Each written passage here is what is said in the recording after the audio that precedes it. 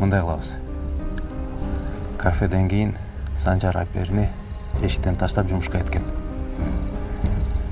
Жумуштагы камералардын баары тең.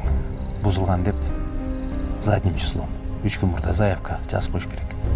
Бузук деп. А силер эрте жатып алгансыңар. Кыздын келгенин байкаган эмессиңер. Айпери комнатага киргенде уруулар менен бет маңдай чыгып калып, алар түртүп качып кеткенин жазайбыз. Так.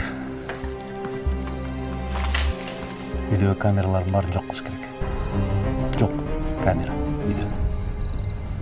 Баке, Айпердин атасы билет, камералар бар экен.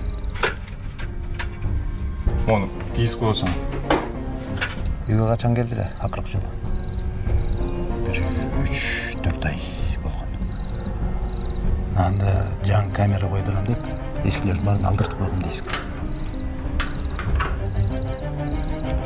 Айтор баары бүткөндөн кийин 102-ге чалба. Анан мен артынан келип калам. Түшүнүктүүбү? Акчасы